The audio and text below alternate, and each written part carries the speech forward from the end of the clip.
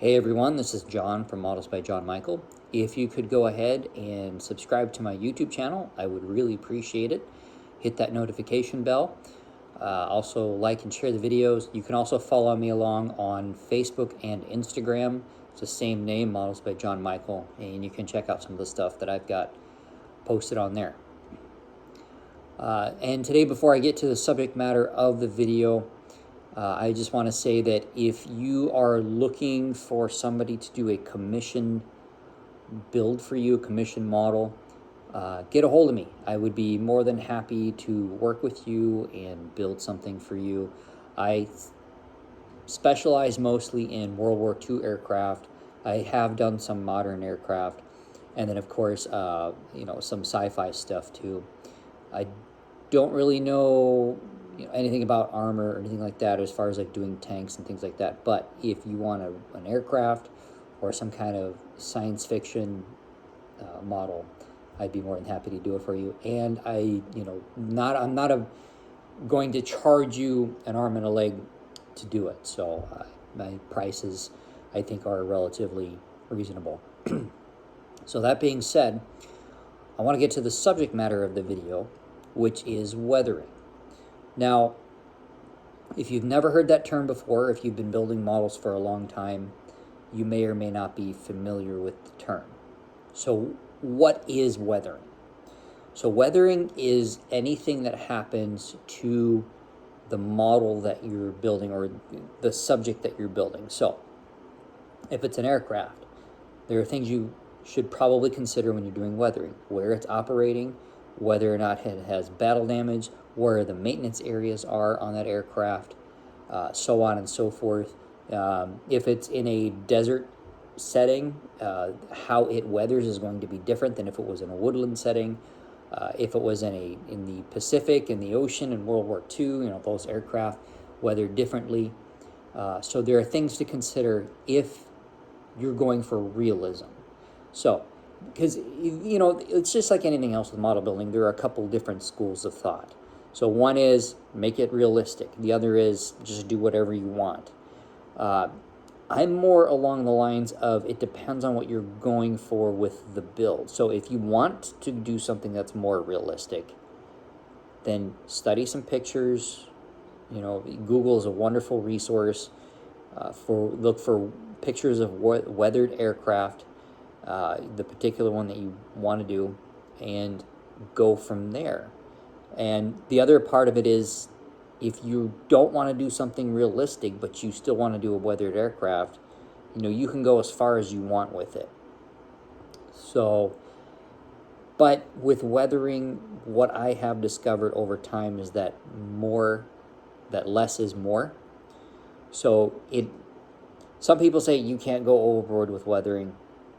It just depends on what you're trying to do. So, and it is completely up to you. It is your build. We build models for fun. That's why we do it. So, if you want to do a build that's more realistic, then do it that way or not. And some people, they don't weather their models at all. Some people just, they keep them showroom fresh, so to speak. So it really depends on what you are trying to achieve. So now, there are different ways you can weather your model. So some of the methods are that I have seen. Some people just take, regular dirt from outside, some soil or sand, and they weather their model with that. But there are a lot of very good specific model products or products for models that you can use. Now, of course, for weathering and the stuff that you use to weather your model is literally as endless as your imagination. So keep that in mind as well. Be creative, and go from there and figure out what it is that you want to do. So some of the products, I'm just going to show you some of the products that I really like to use. So one of my favorite, and this is actually one of the first weathering products I ever picked up, are the AK weathering pencils. These things are super easy to work with. They are on the spendy side. I think I paid, I want to say $60 bucks or so, maybe a little more than that. And I bought them off Amazon. But they have, you know, many different colors for many different scenarios. You can buy them in smaller packs of 4 or 5, depending on what you want to do. So if you're trying to do one that has rust or dirt or oil or whatever, they do make separate packs for those that you can buy specifically, and I think they run $4 or $5, maybe a little more than that. So, but these are a really good set, and they come, I'll just open up the box here. So they come like that, and each pencil has a number on it. So if you run out of that pencil, so black is one of the ones I use on a lot, and this thing is down, you know, probably about a quarter of the way or so, and I've had these for about 2 years, I think. So the nice thing about these is that they are water soluble, so you can dip the pencil itself in water and apply it directly to the model. You can actually use these dry because the tip of these is almost like a waxy crayon material, like a grease material, but they're water soluble. I don't know what kind of formula they use for these things, but they work quite well on a model. But you can dip the tip in the water. You can take a brush. This is my favorite method, is to take a brush after I've soaked this in water for a few seconds, and then brush it off, and then apply it to the model directly using that method. It's just, for me, it seems a little easier to work with. So there's these, and then with this large set here, so they come in 2 trays. So you got this top tray and then the bottom tray. So that's one of my favorite methods to use. The other is, another one of my absolute favorites is the Flory's Weather Wash. So that's this stuff here. So this is a clay-based solution, and you can shoot it out of a airbrush, from what I understand. I have never attempted it. I use this for panel lining. I use it for general dirt on an aircraft, things like that. So this stuff is really, really nice. It's one of my favorite things to use, and I've got a few different colors, and I think they offer, I don't know, 6 or 7, maybe 8 colors. And there is a website to buy these in the United States. If you go to the Flory Models website, I think they have a link to the US vendor that you can get these from, so if you're in the United States. But if you're in the UK, you just, you know, buy them directly from there. One of the other things is the MIG pigments. This stuff's really nice. I have this is the aluminum color, so polished metal pigment.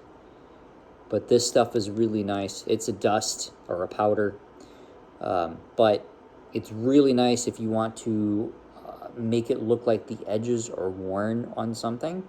You can take a bit of this and apply it by brush, and it'll, you know, highlight that edge for you. So, oh, one thing I do want to cover with these AK pencils. So, these have metallic pencils in them as well. There's, let's see, there's gold, I think. Let's see here. Let me find my colors here. So you have dark aluminum, gold, aluminum, and I think there might be some others in here. Bronze, copper. I thought there was a gunmetal in here too, but I don't see it. Anyway, so these, from the metallics in this kit are not water soluble, but I have read that if you use paint thinner on them, that they do work well with that. So something to consider, something to experiment with. I haven't done it myself, but it is worth noting, at least, I think. So on to the next thing here is this is another type of pigment. This is the Tamiya pigment set. So they make a bunch of little sets like this, and they have 3 different colors in all the sets, depending on if you're, you know, what environment you want to weather it for. The only thing about this stuff, though, is it tends to blow off, wash off, so just be mindful. So if you're going to use this stuff, you're going to want to apply it in a manner that it's not going to end up blowing off of the model, so because it is a powder, and it is a fine powder. So also just be aware, you probably don't want to breathe this stuff in.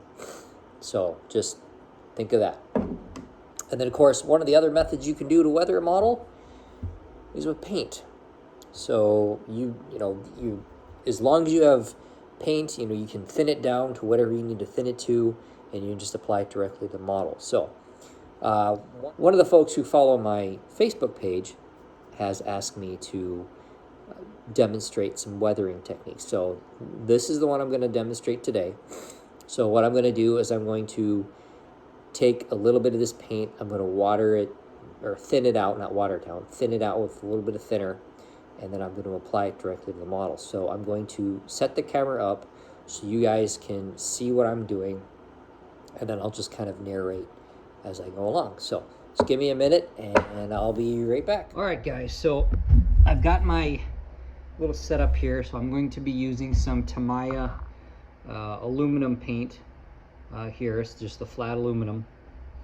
This is XF16 for those of you that would like to know. So, and this is just all I do. So I just take this little stick, move this more into the, so I just take this little stick and I just dip it into the paint, put a little bit in my little tray here. You don't need a lot.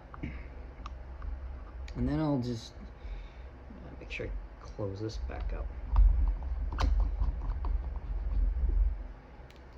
right, get that out of the way. And then I'll just take a little bit of thinner, just a drop or two. And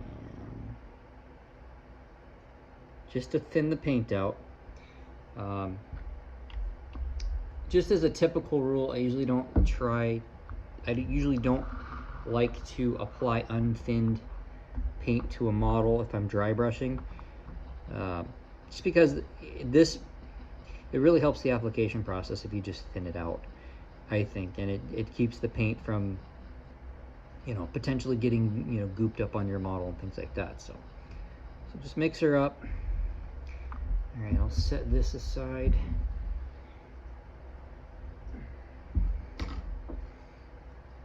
Now the other thing with this, so I'm going to be basically simulating some paint chipping as if it was from maintenance or whatever. So one thing you always want to keep in mind, at least with this, is you want to do it in a way that makes sense for how the model might be weathered. So you want to do it along some of the panel lines where like they might be walking. So like in this area here, maybe down in here, maybe a little bit there. These would be maintenance panels for the guns, just stuff like that that makes sense. Unless you're going for something that's really war-torn, really old, and there's just a lot of wear and tear, or like, for instance, like the Japanese, they were notorious for having just very poor quality paint. So if you look at a lot of late war Japanese aircraft, there is chipping and wear and tear all over that aircraft. So that's just something to keep in mind. And obviously you see that I've got some weathering going on here already. So this is going to be a downed aircraft. So I've got some bullet holes in it. And then I've got some streaking. So like if there was fuel or something leaking out of the wings. And then on the side here, got a nice large hole here with a streak down, like, so if there's oil coming out of the aircraft, it would just have a streak down the side, and I've got another smaller one there. So, and then the exhaust. So just something to keep in mind. So let's get started. I'm gonna dip my paint my brush into the paint. And you don't need a lot, just want a little bit on there. And I'm just gonna start applying it right to this panel line right here. And maybe a little more on the brush.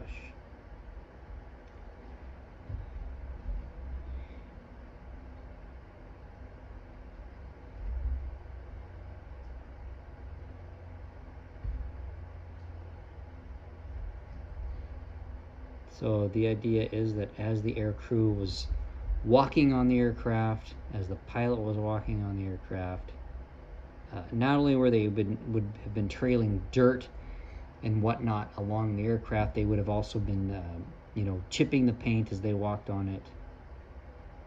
So they didn't really keep these aircraft too pretty.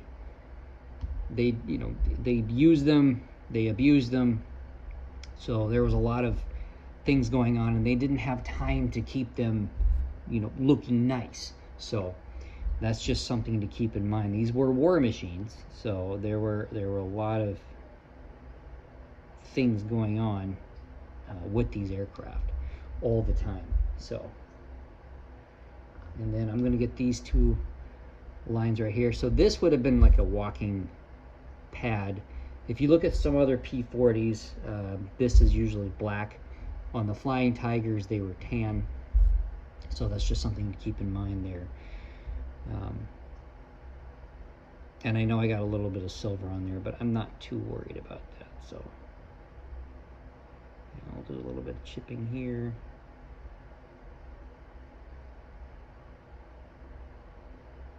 And keep in mind too that this stuff would not be uniform, so to speak. So chipping will happen randomly. Things like chipping. There was another thing that I didn't talk about for weathering, which is chipping solution. I know Vallejo makes a really nice chipping solution. That's the one that I really prefer. So that's just something to keep in mind too. And I have videos that talk about that stuff. So you just check out some of their videos on my channel. You'll see some of those. And then see, apply some here to these machine gun panels for some wear and tear.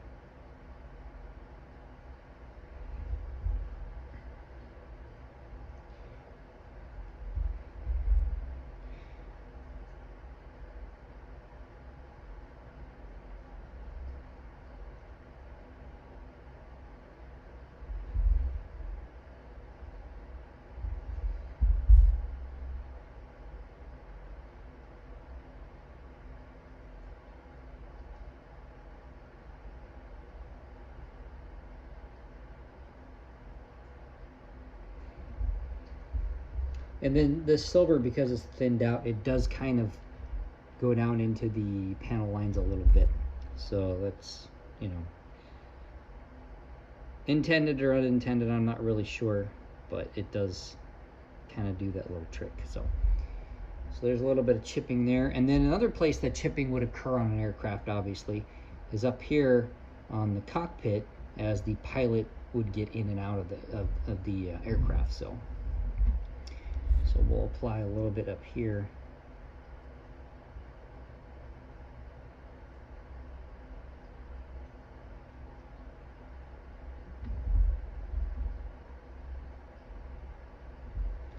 Because you got to think, as the pilot was getting in and out of this aircraft with all the gear on, the parachute and all that stuff, their boots and all that would cause wear and tear on the aircraft, at least on the surfaces of the aircraft. So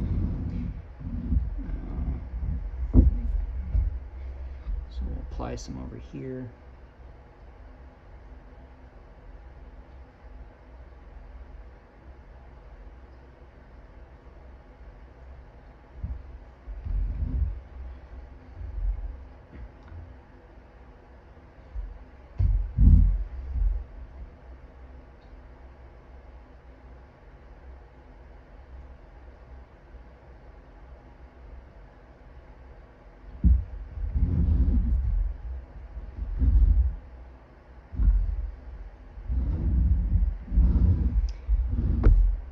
Alright, so there you have it, guys. That's pretty much the gist of this video, is doing that kind of stuff. So let me go ahead and move it back to where I can close out this video. So be back in a sec.